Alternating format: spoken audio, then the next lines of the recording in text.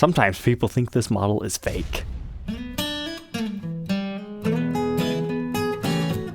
Welcome back, troglodytes, to your daily dose of guitar information, the Trogly's Guitar Show. I've got another one from the Guitar of the Week series, which you can check out this episode if you need to learn about every single week, but essentially Gibson had an ambitious idea to bring out a new model almost every single week during the year 2007. Some of them are really cool, other ones are a little bit lame. My friends, this is Guitar of the Week number 33. It's one of my personal favorites, because it has a few quirky specs to it, but at the same time, it's not too crazy and out there. Look at that. Now that's not what it looked like from the factory, it had uncovered pickups. But what makes this model special is the fact that we have a satin finish and it's a mahogany top Les Paul Classic, which kind of harkens back to some of the original Les Paul standards. Back in the 50s, that's right, some of them underneath the gold finish you would find a mahogany top, but most commonly associated with the Les Paul customs of the era having the mahogany tops. The fact that this has a mahogany top was pretty new in this era as far as them bringing it back. Like, yeah, there were a few models before this, but mainly custom shop.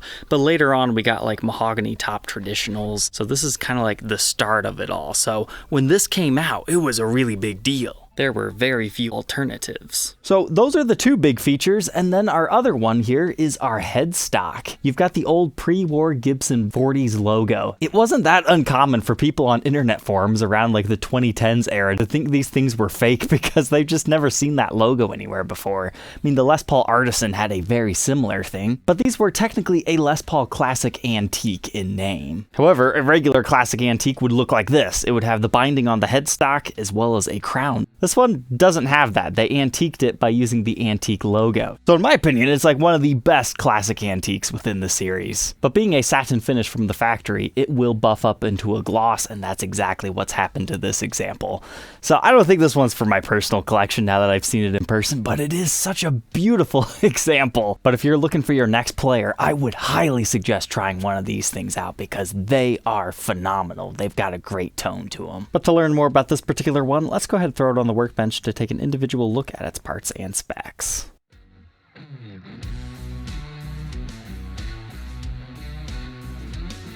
Well, that was absolutely filthy, but now it's a little bit better. So since we had such an uneven satin to semi-gloss, I just decided to go ahead and give it the whole semi-gloss treatment all over. That way, at least we have a nice semi-wet, even, uniform look. But there's a few areas where it was hard to reach, like right around our posts that still have the original more satin. You can see some areas around the knobs where I didn't quite get the satin finish fully buffed up too. You'd have to take your knobs off the next time you polish and clean it. But stock from the factory, these would have shipped with the 57 Classic pickup set. I believe it had a plus in the bridge. The whole double black bobbins do have a pretty cool vibe with this. But somebody has upgraded this to burst bucker 1 and a burst bucker 2 in the bridge. So you could easily find somebody to swap you a set of uncovered 57 Classics for these. As far as those readings within the circuit, 8.06 in the bridge, 7.65 in the neck, and 3.92 in the middle. So similar to a 57 Classic.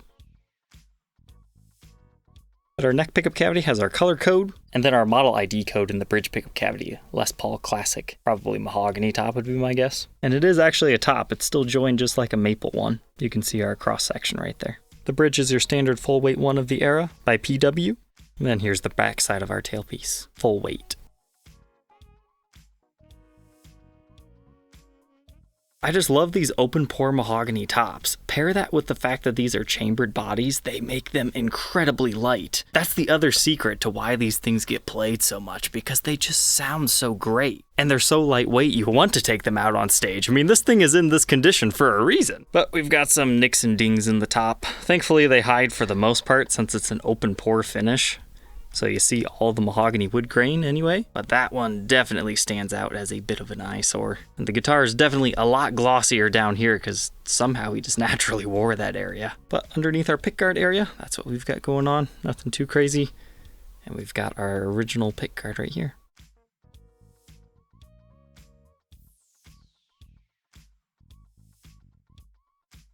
So moving on from our mahogany body and mahogany top, we've got a mahogany neck and a mahogany fretboard. Nah, just kidding. This is a standard rosewood board, and you've got your Les Paul Classic style inlays, so they are slightly yellowed at the factory. And I had to take a lot of fingerboard cheese off of this. I don't think it had ever been cleaned in a while. And we do have some fret wear that you should be aware of. You might need to level recrown these depending on your sensitivity. Also important to note, somebody has replaced our nut with a bone one. Since it's player's grade anyways, that is seen as a nice upgrade. But it's a 12-inch fretboard radius with a 24 3/4-inch scale length with a nut width of 1.66 inches. That increases to 2.06 by the 12th. First fret neck depth 0.8 and stays pretty thin, 0.89 by the 12th. Here's that neck profile at the 1st fret and the 12th fret. Just a nice C-shaped neck, but it's very slim. Moving on to our headstock, we've got a Les Paul Classic truss rod cover, similar one that was used on the regular classics of the era. And then I gave the rest of the headstock a light polish as well, because since this didn't really naturally wear, I didn't want to go too crazy. I just wanted it to match the top with our old-timey Gibson logo. I just love that it's done up in mother of pearl. Sometimes the mod collection here in the 2020s era will use a similar decal, but it's always nice to have the real deal.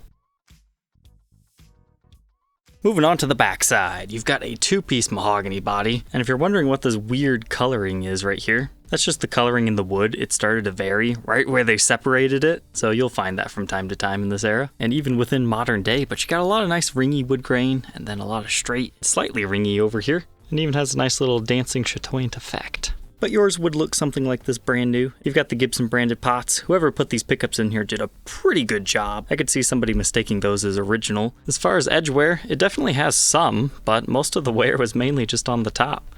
But you do have some impressions because, again, satin finish. Small little nicks and dings and impressions definitely show much easier on this finish style.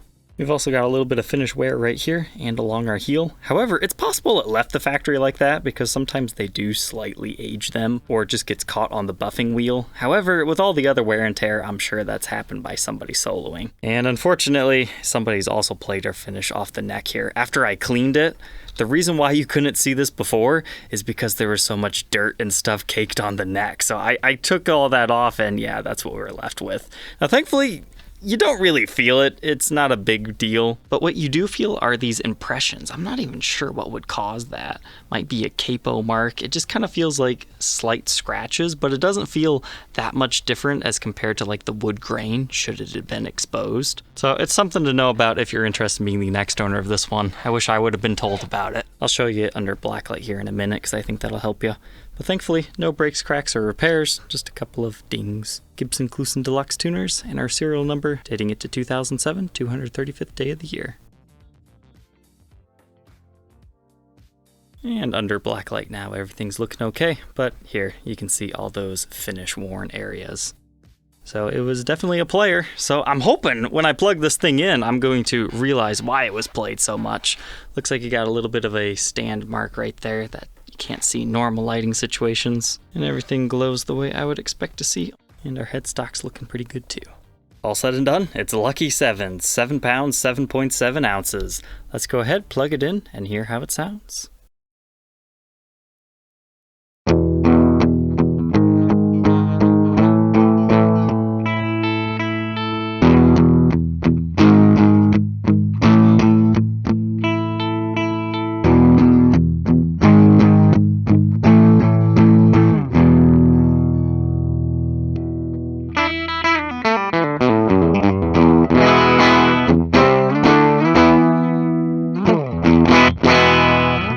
This guitar just has such a nice mid-range bite to it, but these pickups just want to bite your head off. That was demoed with them at about 7. If I pull it all the way up to 10, this is the clean channel, mind you. Listen to how raunchy this gets.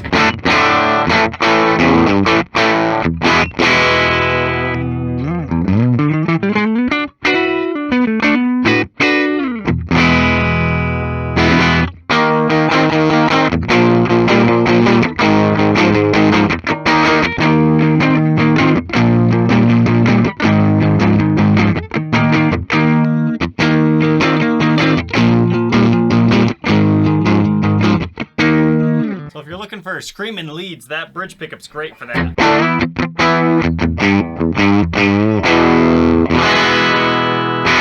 But that neck stays really clear.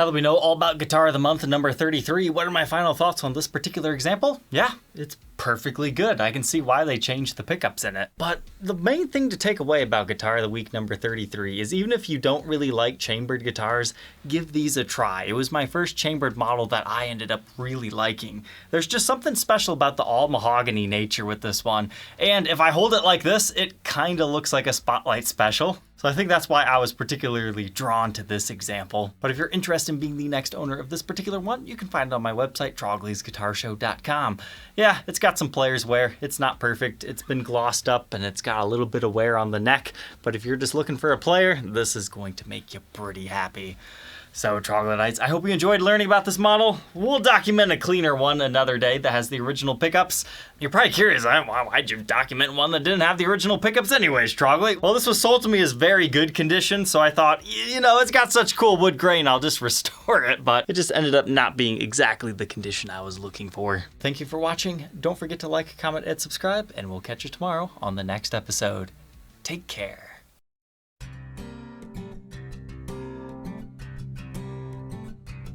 If you enjoyed tonight's episode, consider subscribing. I post videos like this every day. And you might even enjoy this next one.